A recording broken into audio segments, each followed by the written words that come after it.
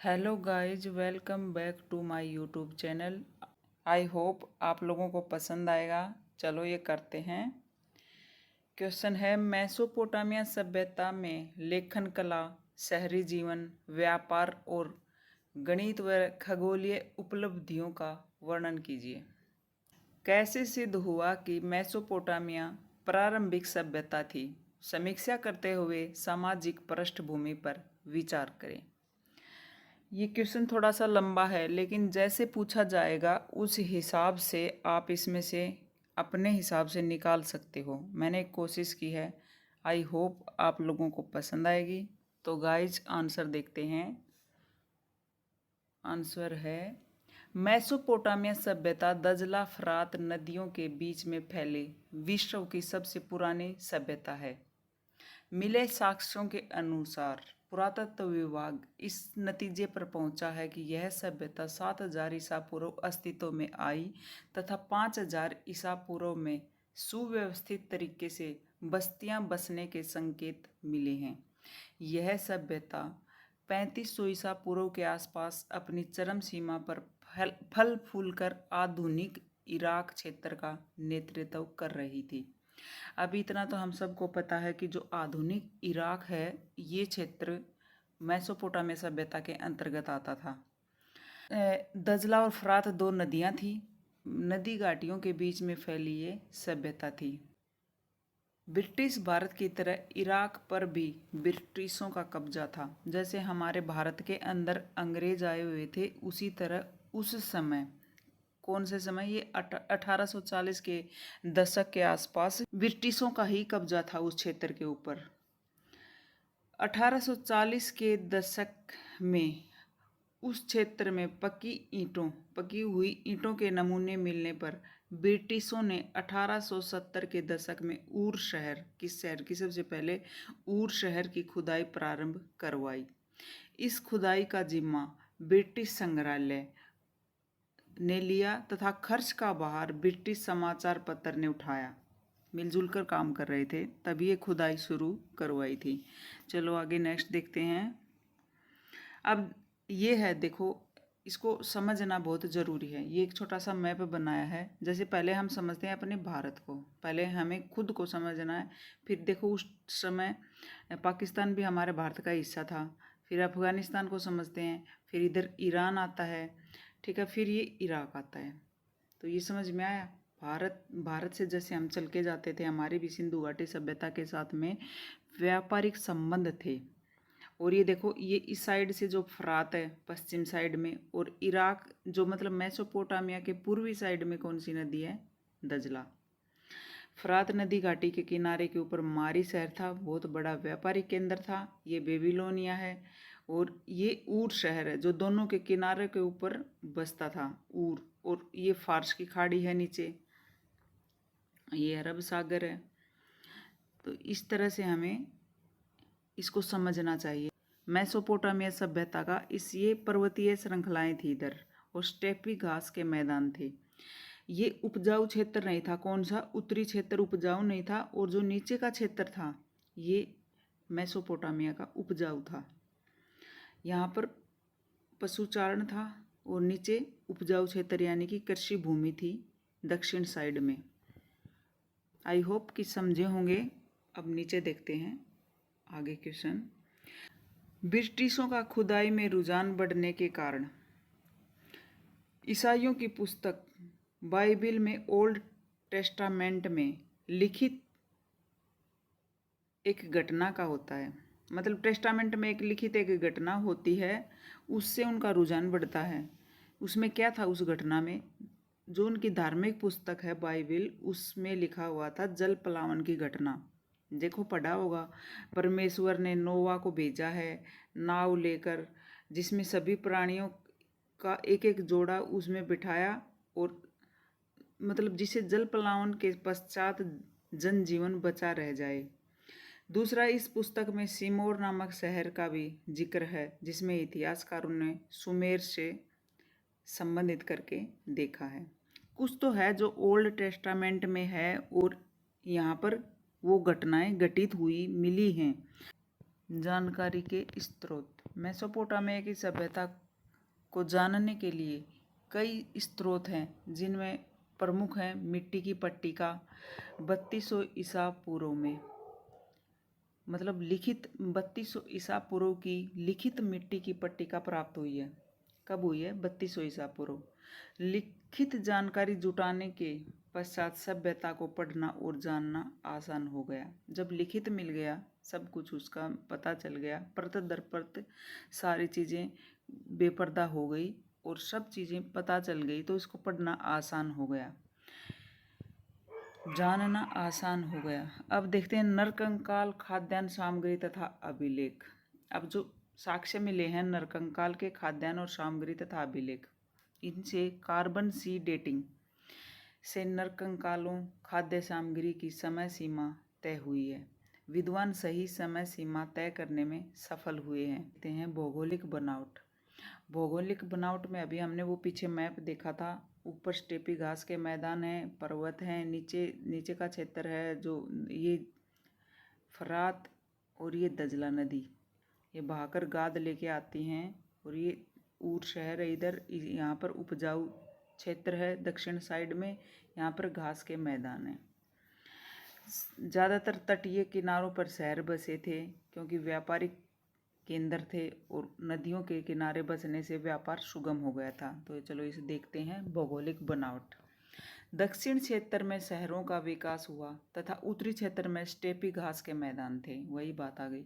उत्तरी क्षेत्र में पर्वतीय श्रृंखलाएं थी जो हिंदुकुश पर्वत से होती हुई हिमालय तक आती थी। भाई हिंदुकुश पर्वत से होती हुई हमारे हिमालय से मिल जाती थी। आमतौर पर बरसात कम होती थी, परंतु कृषि के लिए दजला फरात नदियों से पानी बहाकर दक्षिण की तरफ ले जाया जाता था, जो कृषि के लिए उपजाऊ गाद बहाकर ले जाते थे। अब देखो शहरीकरण। अब शहरीकरण इसमें इम्पोर्टेंट है। 5000 ईसा पूर्व में दक्षिण मेसोपोटामिया में बस्तियों का विकास होने लगा था। इन बस्तियों में से कुछ ने प्राचीन शहरों का रूप ले लिया। ठीक है, मतलब जो बस्तियां थी, छोटी बस्तियां थी, वो कस्बे बने, कस्बों ने शहरों का रूप ले लिया। यह शहर विभिन्न प्रकार के थे, जैसे ऐसे शहर जो मंदिर के चारों ओर विकसित हुए, जैसे एरिडू, उकैर, उरुक, ऊर, किश आदि। ये शहर थे भाई जो मंदिरों के आसपास, जिगुरात बोला जाता था मंदिर को, उनके आसपास बस्तियां बसती थी और वहीं से व्यापारिक केंद्र भी ये बन गए और वहीं से शहरों का निर्माण हुआ। ये बहुत ज़्यादा अंधविश्वासी टाइप के लोग थे और ये बहुत ज़्यादा देवी देवताओं को मानते थे, विश्वास रखते थे भगवान के अंदर, अपने भगवान के अंदर जो इनका होता था देवी देवता, तो उसमें विश्वास करते थे। अभी देखो पॉइंट 2 में देखो, मारी शहर फरात नदी के किनारे स्थित था, जो व्यापार के लिए प्रमुख शहर था, जिसमें सामान की आवाजाही के लिए मध्यम क्षेत्र का कार्य करता था। यानी कि वो बीच में सामान को ले जाना लाना, जहाँ पे व्यापार सुगम तरीके से होता था, तो वो मारी शहर में होता था। मारी शहर में क्या था, कृषि प्रधान नहीं था मारी शहर, लेकिन व्यापार के लिए बहुत अच्छा, मतलब प्रधान था वो, व्यापारिक प्रधान क्षेत्र अगर कहा जाए तो कौन क्या था, अगर पूछा जाए एक MCQ में, तो वो मारी शहर था। अब नीचे देखते हैं, 2000 ईसा पूर्व के बाद मारी शहर राजधानी बनकर खूब फला फूला। यहाँ का क्षेत्र, मतलब यहाँ का जो मारी शहर का क्षेत्र है वो काफ़ी फला फूला। अब नेक्स्ट देखते हैं, ज़्यादातर शहर नदियों के किनारे विकसित हुए। ऊर शहर दजला फरात नदियाँ मिलती थी उस तट पर पनपा था। अब ऊर शहर सबसे नीचे है, तो वो जहाँ दजला और फरात फारस की खाड़ी में गिरती हैं, जहाँ पर जो वो तट बनते हैं मिलते हैं, वहाँ पे ऊर शहर पनपा था, कि वहाँ पे ऊर शहर का विकास हुआ था। बेबीलोन, लगाश, एरिडू आदि शहर नदियों के किनारे विकसित हुए। ज़्यादातर शहर नदियों के किनारे विकसित हुए थे, किस लिए? व्यापार की वजह से। शहरों को 3 श्रेणियों में विभाजित किया गया था। देखो यहाँ समझने की बात है कि शहरों को 3 श्रेणियों में विभाजित किया गया था, जो समाज का काम सुचारू रूप से चल सके। एक तो तथा पवित्र क्षेत्र, जब शहर बने थे तो जिगुरात के आसपास ही बने थे, और जिगुरात यानी कि मंदिर ऊंची पहाड़ियों पर होता था। दूसरा था सुरक्षा दीवार, चार दीवारी से घिरा क्षेत्र जो धनाढ़ यानी कि अभिजात्य लोग, राजा, शासक, प्रशासक या बड़े लोग के आवास का क्षेत्र होता था। आजकल भी हमारे यहाँ होता है, जैसे कोई अफसर बन गया या फिर कुछ जो भी बड़ा लोग होता है तो वो अपनी सेफ्टी रखता है। अब आगे जन सामान्य लोग, सामान्य आवास क्षेत्र होता था। सामान्य लोगों के आवास खुले होते थे, उनको कोई रोक टोक नहीं थी, भय नहीं था, वो खुले शेर थे वही। अब नेक्स्ट देखते हैं, प्रत्येक शहरों का संचालन नगर समितियां या राजा करता था। देखो यहाँ पर राजतंत्र तो था, लगभग प्रत्येक शहर में अपना अपना देवता प्रमुख होता था। बहुदेववादी थे, परंतु सबका मतलब जिगुरात के अंदर, हर शहर के अंदर अलग अलग देवता पढ़ने को मिले हैं। तो प्रत्येक शहर के अलग अलग देवता हैं। कोई सूर्य पूजा कर रहा है, कोई चंद्रमा के, जैसे ऊर शहर में चंद्रमा की पूजा कर रहे हैं, हमारे शहर में अलग पूजा कर रहे। मेसोपोटामिया के लोगों का अपने नगरों पर कितना अधिक गर्व था, इस बात का सबसे अधिक मर्मस्पर्शी वर्णन हमें गिलमेगिस महाकाव्य के अंत में मिलता है। ये महान योद्धा उरुक नगर के जिगुरात को लाजवर्द मंदिर आदि से चमकाना चाहता था। अब नेक्स्ट देखते हैं शहरी जीवन। अब शहरी जीवन वैसे तो बहुत इम्पोर्टेंट है, क्योंकि हमारे सिलेबस के अंदर लेखन और शहरी जीवन पर ज़्यादा फोकस किया गया है। मेसोपोटामिया सभ्यता में श्रम विभाजन था, यानी कि श्रम विभाजन था। शिल्प, व्यापार और सेवाओं के अलावा कुशल परिवहन व्यवस्था भी शहरी जीवन के लिए अत्यंत महत्वपूर्ण थी। श्रम विभाजन होने से कामकाज सुचारू रूप से चलता था, पितृ प्रधान समाज था, और अधिकतर एकल परिवार सभ्यता में रहने के प्रमाण मिले हैं। शहर और गांव एक दूसरे पर निर्भर थे। जहाँ शहर से गांव के लोगों को बाजार मिलता था, यानी बाजार की चीज़ें मुहैया कराते थे। वही बात है, जैसे हमारे गांव में लगा लो, इंडिया के गांव में कृषि प्रधान है गांव, वहाँ कृषि होती है, तो शहरों में अनाज आता है, यानी कि शहरों के लोग गाँवों के ऊपर निर्भर थे कृषि के लिए, यानी कि अनाज के लिए। और गांव के लोग शहरों पर निर्भर इसलिए थे कि उनको अन्य सुविधाएं मुहैया हो जाती थी। जो रोज़मर्रा की चीज़ें होती थी वो शहर मुहैया करा देते थे, तो एक दूसरे पर निर्भर थे। वैसे नगरीकरण था, लेकिन ग्रामीण इलाका भी था और नगर भी थी मेसोपोटामिया के अंदर। अब नेक्स्ट देखते हैं मुख्य धंधा। देखो मुख्य धंधा पूछा है, इसमें कामकाज बताना है। तो मुख्य धंधा क्या था? पहले पहल कामकाज का मुख्य धंधा, पहले पहल, देखो ये देखना, पहले पहल मुख्य धंधा कृषि व पशुपालन था। परंतु विकास के साथ साथ समाज व्यवसायी होने लगा। देखो ये पॉइंट नोट करने वाला है। गांव से कस्बे बनने लगे, कस्बों से बड़े शहरों का निर्माण होने लगा। व्यापार बढ़ा, जिससे जरूरत के हिसाब से शहरीकरण ने अंगड़ाई ली। शहरों के विकास के साथ साथ श्रम विभाजन का विकास हुआ। अभी श्रम विभाजन क्या है भाई? सबका काम अपना अपना डिवाइड कर रखा था। जैसे शिल्पी हैं, बढ़ई है तो बढ़ई का काम कर रहा है, लोहार है तो लोहार का काम कर रहा है, कोई चिकित्सक है तो वो उसका काम कर रहा है। ये नहीं कि एक व्यक्ति हर तरह का काम कर दे, कोई लेबर का काम कर रहा है तो वो उसी के अंदर काम। तो ये श्रम विभाजन था। जैसी जैसी क्षमता वैसा ही लोगों ने अपना पेशा चुना, मतलब अपना व्यवसाय वैसे ही, जैसे क्षमता है किसी में कोई बढ़ई का काम करने की है, या फिर किसी में लेखन कला का भी उस टाइम विकास हो चुका था, तो बहुत कम लोग लेखन में थे। तो इस तरह से सब ने अपना अपना अलग काम पकड़ा हुआ था।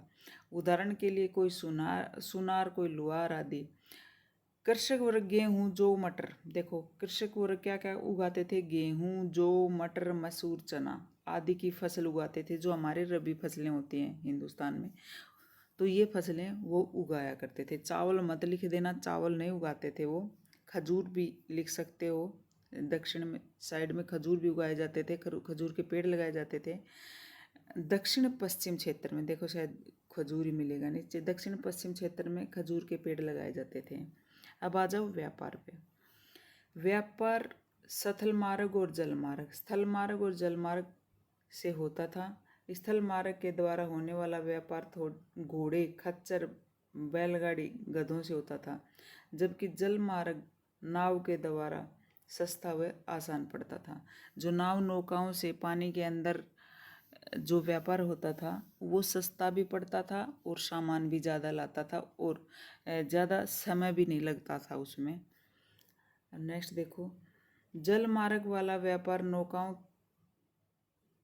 में सामान ढोकर किया जाता था। दजला फरात नदियों से अन्य छोटी छोटी नदियाँ मिलती थी जिनसे व्यापार करना सुगम हो जाता था तथा सामान की मात्रा भी ज़्यादा होती थी। यानी कि जो सामान की मात्रा है वो ढोने में आसानी भी रहती थी और सामान ज़्यादा भी जाता था। अब जैसे घोड़े, बैल, खच्चर, इनके ऊपर जो सामान लाद कर ले जाया जाता था वो तो वो महंगा पड़ता था। वो किस लिए? क्योंकि इनका भी खाने का इंतज़ाम करना पड़ता था और ये तो जीव हैं, इतना बोझा ढो नहीं पाएंगे और ज़्यादा दूरी भी चलेंगे थे तो बीच में आराम करते करते जाएंगे तो समय लगता था। अब नेक्स्ट है देखो आंतरिक व्यापार। आंतरिक व्यापार एक शहर से दूसरे शहर में होता था, यानी कि मेसोपोटामिया के अंदर ही होता था। मारी नामक शहर व्यापार के लिए विख्यात शहर था, मतलब उस टाइम प्रसिद्ध शहर था। तो वो कौन सा था? मारी शहर, जो फरात नदी के किनारे के ऊपर था और ये एक बंदरगाह भी था। मारी शहर का क्षेत्र कृषि युक्त भूमि में नहीं आता था, परंतु व्यापारिक गतिविधियों की वजह से अपने समय का प्रमुख बंदरगाह युक्त शहर था और व्यापार के लिए बहुत प्रसिद्ध था। अब नेक्स्ट देखो, अंतर्राष्ट्रीय व्यापार। ये इंपॉर्टेंट है भाई, ये नोट करना। मिले साक्ष्यों के अनुसार हड़प्पा, मिस्र जैसी समकालीन सभ्यताओं के साथ अंतर्राष्ट्रीय व्यापार होता था। लोथल, जो सिंधु घाटी सभ्यता का स्थल है, वहाँ मेसोपोटामिया के साथ व्यापार के साक्ष्य मिले हैं। हड़प्पा सभ्यता को मेलुआ बोला जाता था क्योंकि वहाँ के लोग है ना हड़प्पा सभ्यता को मेलुआ बोलते थे।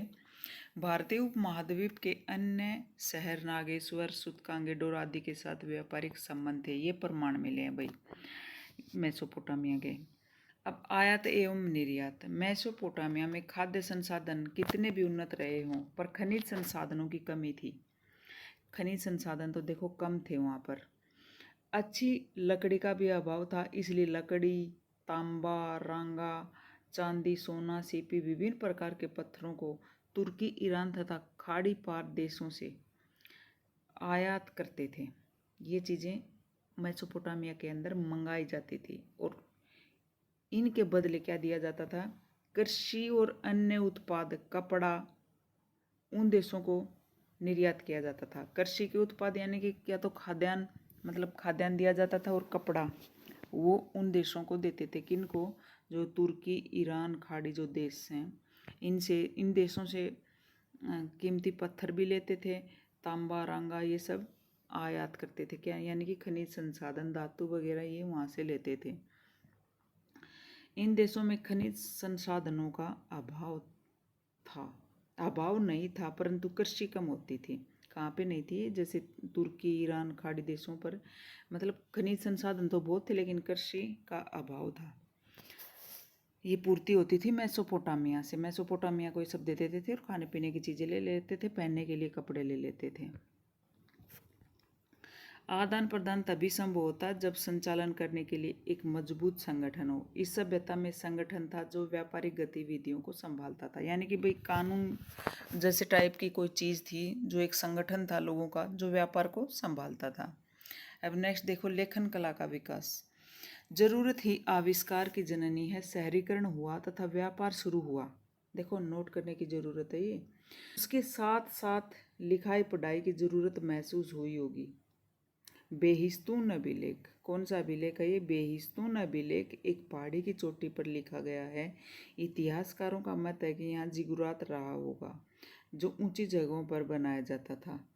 इस अभिलेख को ब्रिटिश विद्वान हेनरी रोलिंस, किसने पढ़ा था ये? सबसे पहले हेनरी रोलिंस ने अथक प्रयासों से पढ़ने में माहिरता हासिल की। उन्होंने, किसने पढ़ा था ये? हेनरी रोलिंस ने।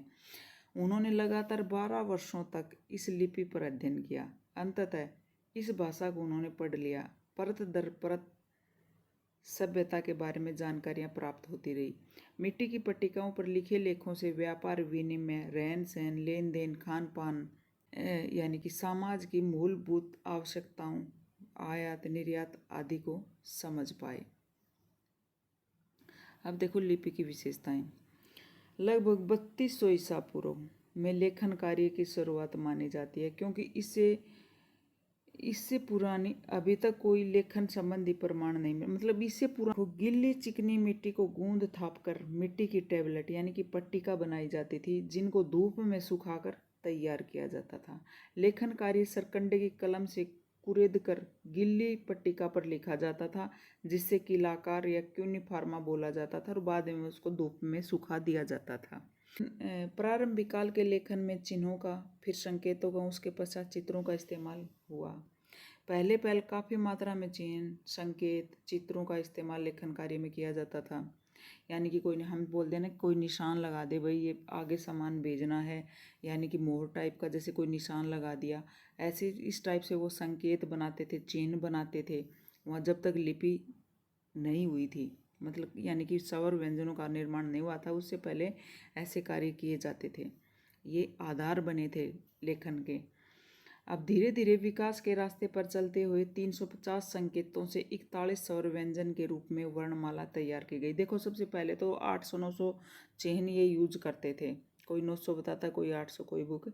लेकिन जो 350 संकेत बाद में बनाए, उनमें से इन्होंने 41 स्वर व्यंजन बाद में, जैसे स्वर और व्यंजन वर्ण बनाए हैं ना, वर्णमाला तैयार की गई है, तो उसमें 41 है इनकी वर्णमाला के अंदर। वर्णों के प्रयोग से लिखना समझना आसान हुआ और लेखन कार्य ने मनुष्य के दिमाग में अन्य गतिविधियां जागरूक की। यानी कि लेखन कार्य के साथ में भी एक तरह से जागरूकता और गतिविधियां बढ़ गई थी, क्योंकि लेखन कार्य संभव हो उसका तो व्यापार भी अच्छा हुआ, और व्यापार हो रहा था तब इस ज़रूरत पड़ी तो लेखन कार्य की भी ज़रूरत उसके साथ हुई। यानी कि एक दूसरे से संबंध है इन चीज़ों का। अब नेक्स्ट देखते हैं, मेसोपोटामिया की प्रारंभिक भाषा सुमेरियन भाषा थी। 3200 ईसा पूर्व लेखन कार्य की शुरुआत हुई। 2600 ईसा पूर्व किलाकार लिपि का आविष्कार। 2400 ईसा पूर्व आसपास सुमेरियन भाषा की मतलब 2400 ईसा पूर्व के आसपास सुमेरियन भाषा की जगह अक्कदी भाषा ने पैर पसारने शुरू कर दिए थे। यानी कि अक्कदी आनी शुरू हो गई थी 2400 ईसा पूर्व के आसपास। शासकों ने अपनी उपलब्धियां पट्टिकाओं पर अंकन करवाई, ताकि आने वाली पीढ़ी इन उपलब्धियों को पढ़ सके। एनमरकर गिलमेसिस उर्क शहर के शासक थे, जिन्होंने पट्टिकाओं पर लिखवाया था। गिलमेसिस महाकाव्य 12 पट्टिकाओं पर लिखा गया था। जल प्लावन वाली घटना निपुर शहर में एक पट्टिका पर लिखी हुई मिली है। ये वही साक्ष्य हैं, इसको पढ़ने में आसानी हुई है मेसोपोटामिया सभ्यता में। अब देखो सामाजिक जीवन क्या था। समाज 3 वर्गों में विभाजित था। पहले तो राजा तथा प्रशासन संबंधी लोग। दूसरे टाइप के होते थे व्यापारी, सैनिक, बड़े जमींदार, हस्तशिल्पी। यानी कि पहले तो राजा, प्रजा, व्यापारी, सैनिक, बड़े जमींदार, हस्तशिल्पी, और तीसरे में किसान और दास। उपरोक्त 2 वर्ग समृद्ध थे, जबकि तीसरा वर्ग इनकी सेवा शुश्रू का कार्यभार संभालता था। भाई इनकी सेवा में लगा रहता था तीसरा वर्ग, यानी कि किसान और दास। निम्न वर्ग में किसान और दास आते थे, जिनको बहुत परिश्रम करना होता था, भाई काम करना होता था, वो तो देखो समझ सकते हो, अंडरस्टैंडिंग। उपासना, आस्था बहुत प्रगाढ़ थी। बहुदेववाद के साक्ष्य मिले हैं। ऊंचे स्थानों, पहाड़ियों पर जिगुरात बनाए जाते थे। अलग अलग देवी देवताओं की पूजा की जाती थी। नेरेगल की उपासना प्लेग की बीमारी ठीक होने के लिए की जाती थी। नेरेगल इनका देवता था। सम सूर्य की उपासना, स्तर प्रकृति देवी की उपासना, इनावा प्रेम और देवी की उपासना, सौंदर्यता की थी, प्रेम और सौंदर्य देवी की उपासना। और इन लील वायु, वर्षा, पृथ्वी देवता आदि बहुत सारे देवता थे, 4-5 लिखे हैं। अब नेक्स्ट देखो महिलाओं की स्थिति। महिलाओं की स्थिति सामान्य थी। पितृ प्रधान समाज होते हुए नारी का स्थान ठीक ठाक स्थिति में था। कहीं कहीं नारी को उच्च स्थान भी मिला है। उदाहरण के लिए असीरिया में 5000 साल पहले, ईसा पूर्व नहीं, अब से 5000 साल पहले उच्च स्थान प्राप्त होने के प्रमाण मिले हैं। अब उपलब्धियां देख लो विज्ञान के क्षेत्र में। देखो भाई, समय की गणना करने के लिए इन्होंने जल घड़ी व धूप घड़ी का आविष्कार कर लिया था। उस समय चाक का ज्ञान इन लोगों को हो चुका था। हवा की गति के अनुसार नाव का संचालन करना, जो व्यापार के लिए बहुत महत्वपूर्ण साबित हुआ, इनको इस चीज़ का ज्ञान था। अब आगे देखो, चिकित्सा के क्षेत्र में भी एक मिट्टी की टेबलेट मिली है जिस पर 500 प्रकार की औषधियों की जानकारी प्राप्त होती है। ये मैं नहीं बता रही, ये सिर्फ साक्ष्य हैं उनके। माननी पड़ेगी बात और लिखनी भी पड़ेगी, आप लोगों को लिख लेना। अब आ जाओ, गणित के क्षेत्र में क्या क्या करा था इन्होंने। इस सभ्यता की बहुत बड़ी उपलब्धियों में गणितीय जानकारी का होना बहुत बड़ी उपलब्धि है। गणित की जानकारी होना, देखो ये थोड़ा नीचे लिखा है। गणित के क्षेत्र में घनमूल वर्गमूल, देखो ये रहा, घनमूल वर्गमूल जोड़ घटा भाग चक्रवर्ती ब्याज आदि की जानकारी इस सभ्यता में थी। क्या क्या था? घनमूल वर्गमूल जोड़ घटा भाग चक्रवर्ती ब्याज आदि की जानकारी सभ्यता ने प्राप्त कर ली थी। अब जैसे खगोल के क्षेत्र में देखते हैं। अब खगोल के क्षेत्र में दिन रात की अवधि 24 घंटे, एक साल में 12 महीने, प्रत्येक माह भी 30 दिन, चंद्र पंचांग 360 दिन, 12 राशियों का ज्ञान था, चंद्र ग्रहण सूर्य ग्रहण का ज्ञान था। इनको तो बहुत सारी बातों का ज्ञान था। चंद्र पंचांग के पश्चात सूर्य पंचांग भी बनाया जिसमें 11 दिन के अंतराल को 3 वर्ष में एक अतिरिक्त माह के रूप में जोड़ दिया जाता था। 3 साल हो जाते थे तब एक माह और प्लस कर देते थे, जैसे हम लीप वर्ष करते हैं। अब इस तरह से इन्होंने पंचांग बनाया था। और जो चंद्र पंचांग बनाया था वो हमारे इंडिया के अंदर जितने भी ये जो ज्योतिषाचार्य बैठे हैं सब उसी का इस्तेमाल कर रहे हैं। अब देखो, हम्बुराम्बी की कानून संहिता। मेसोपोटामिया की सभ्यता में बेबीलोन के शासक उत्तरवर्ती हम्बुराम्बी ने कानून संहिता को लिखित करवाया। दुनिया में सर्वप्रथम लिखित कानून के प्रमाण इस सभ्यता में मिलते हैं। कानून में 4 विभाजन किए गए थे। देखो भाई, सबसे पहले कानून हम्बुराम्बी ने मेसोपोटामिया की सभ्यता में बनाए थे। इसमें क्या था? इसके अंदर था प्रतिशोध पर आधारित कानून। प्रतिशोध लेते थे, ठीक है, तूने मारा मैंने मारा, टिट फॉर टैट, यानी जैसे को तैसा, जैसा कराना वैसा ही उसको सजा दी जाती थी। अपराधी को दंड देने का अधिकार। अपराधी को जो दंड देता था वो जिसके चोट लगी, यानी कि मैंने आपको थप्पड़ मारा और आपको चोट लगी तो आप ये बताओगे कि मुझे क्या सज़ा मिलनी चाहिए। तो अपराधी को दंड देने का अधिकार उसी को होता था जिसने सहा है उसका अपराध। अब देखो, न्याय समान नहीं था। तीसरा क्या कानून बना, मतलब न्याय समान नहीं था। जो ज़्यादा अमीर था उसको कम मार पड़ती थी और जो गरीब था उसको ज़्यादा पड़ती थी। समझ गए ना? जो भी दंड देना था उसकी व्यवस्था शासक करता था।